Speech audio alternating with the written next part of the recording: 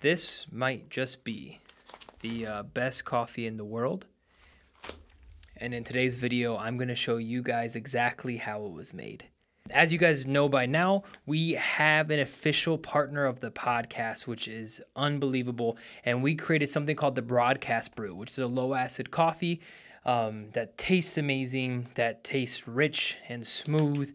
And it is my favorite coffee, hands down, on the planet. It's not even close. I wanted to show you guys what made this coffee so special. So what I did, I drove almost 3 hours north in Michigan, close to Davidson, to visit our partner's roastery.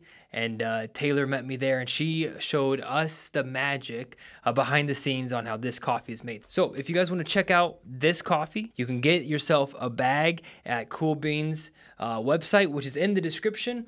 But please, enjoy this video of the behind the scenes of what it's like to roast coffee. How do you roast coffee? How do you get that perfect? Anyway, you're going to enjoy this video.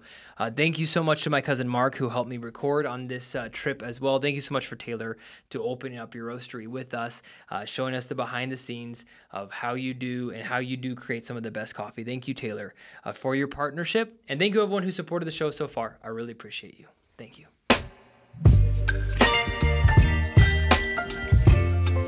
Hey guys, welcome back to the Dylan England Show. We are at Cool Beans Coffee Brewery, our first ever sponsor of the channel. And Taylor here, you're going to recognize her from the podcast that we just released. She's going to be showing us what it's like, her process for roasting. And so we're excited about it. Thank you guys for watching. Thank you, Taylor. So Taylor's going to we're going to jump into the process and kind of see what happens. I have a second camera because we're going to get cool B-roll footage for you guys too. So don't be weirded out by us holding this camera together. So Taylor, so what's first? What do you do to start roasting the initial process? Well, you can see the bins down here. These are all food safe bins so that they don't change the smell or anything of any of the coffees. And then coffee, you always want to keep it at a regulated temperature. Usually a little bit on the colder side is the better for green beans. And then moisture free, so like humidifiers are awesome. And then it's considerably colder down here just in general. So this one I just pulled out of one of our bins. We're going to roast what's left of this bag. This is Guatemalan, which is going to go into one of the blends that we're going to try upstairs in a little bit. So this one, normally I measure out a certain amount of scoops, but I think that we're going to use what's left of this one. And then these bins are also food safe, and this is what they go in after they're done roasting. But it's just easy to pour some, so I kind of use it for both. That's cool. Generally, I do about 7 or 8 pounds at a time. But we're going to do a little bit smaller batch today, so it's a little faster. So this is going to be about 5. That's unique. So yeah, the other thing that's pretty cool in the beans is you can see, let me see if I can find the cans of their process. So the one we're doing is a washed. So they wash it out of the cherry before it's dried. The Ethiopian, they leave it in the cherry while it dries, which is why Ethiopian coffee is super fruity. And they really just do that because they don't have access to clean water. Wow. So you can see a little bit of the difference there. And pea-berry coffee, when it's roasted, it is like super round.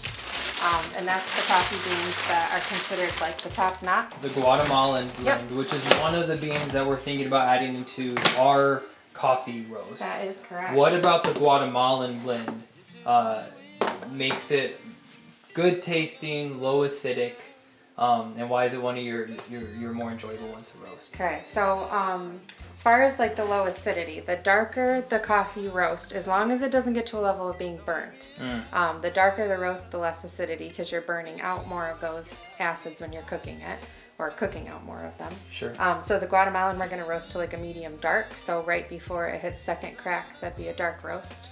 I'll teach you that in a second. Thank you. I was like, second crack. I'm excited. Don't know what that means. So this is going to be a medium dark roast. It's just past the medium point, which I think is the best for Guatemalan. That's what I do in my tailor-made blend too, is roast it to that level.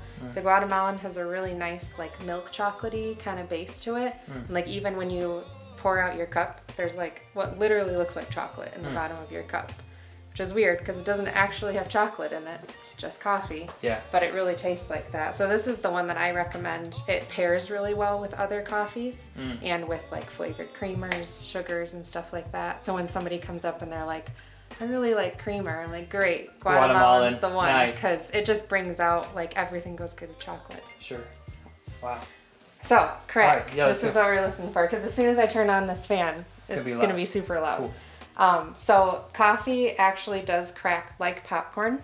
And this is an air roaster, which is essentially a giant popcorn machine for coffee. Wow. Same kind of concept, where the air is coming from the bottom and pushing it up, and you'll see the beans will kind of like tumble like a fountain, like a popcorn machine. Okay. When it reaches 200 degrees, you'll see it, it's almost right on the money.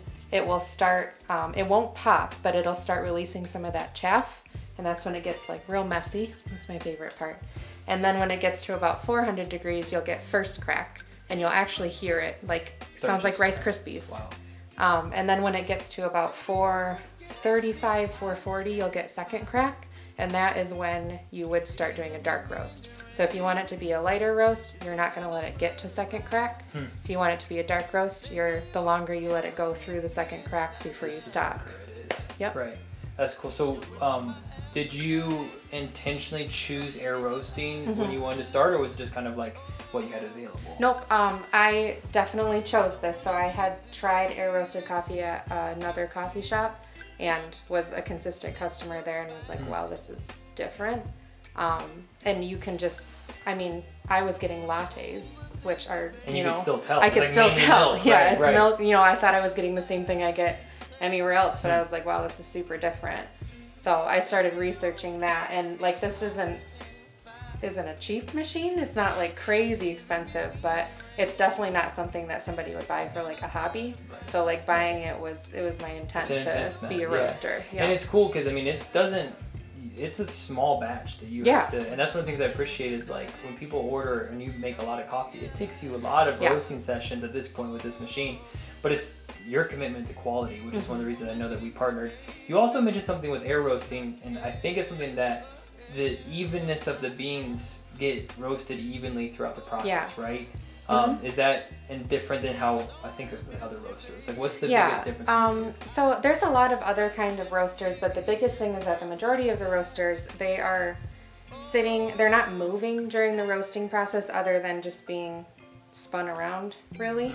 But they're not, they're sitting essentially in the same space. They're getting flipped sometimes, but like you'll see when we start this, they're moving like all over the place, the whole roast. Right. And they're not sitting directly on the heat source.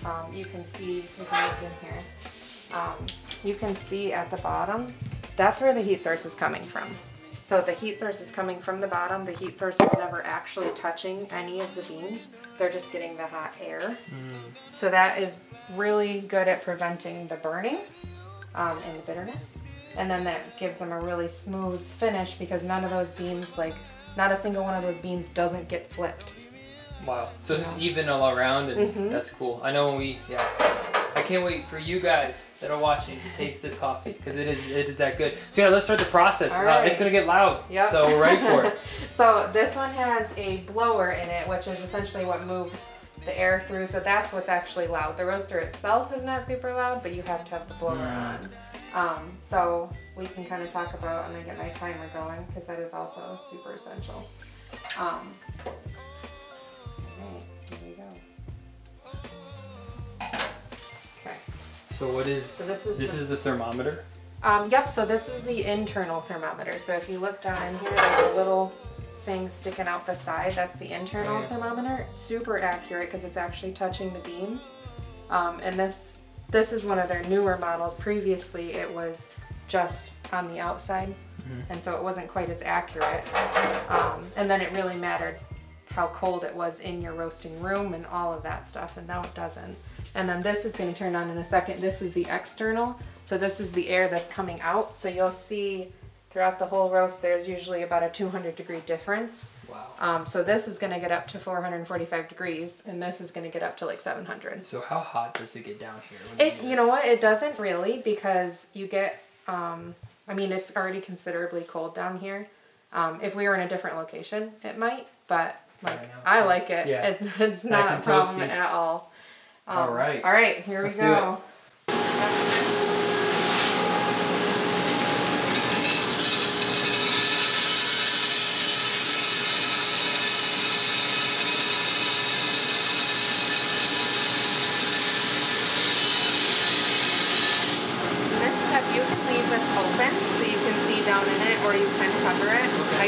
leave it open because I'm not quite tall enough to sit down in it.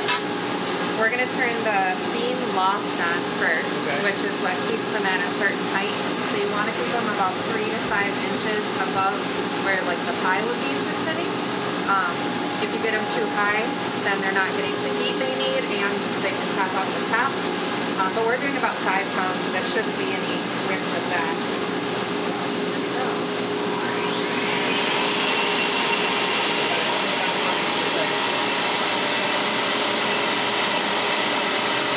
All the dust coming off from like sitting in the bag.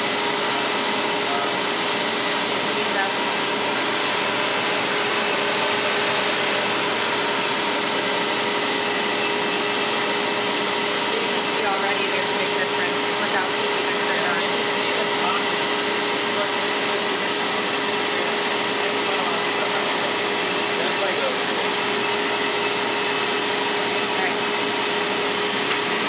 So this is the part once the heat's on, you want to start a timer, and our goal is to get it to 200 degrees in about 4 minutes. So we're going to turn it up.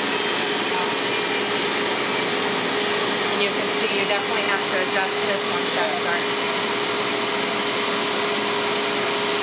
Alright, now it's just a waiting game for a little while.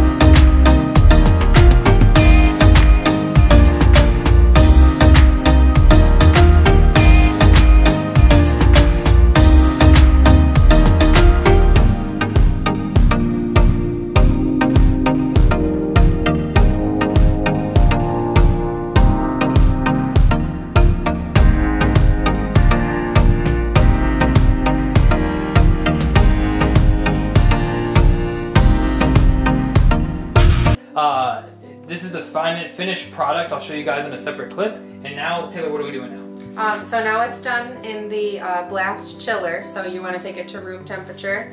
And that keeps the beans from like continuing into crack. So if you just dumped them out hot and didn't blast chill them, they just keep popping. So if you want it to stop at a medium roast, you gotta stop it.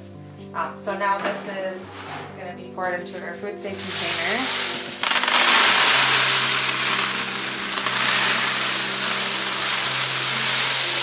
Very satisfying. Looks good. Yeah.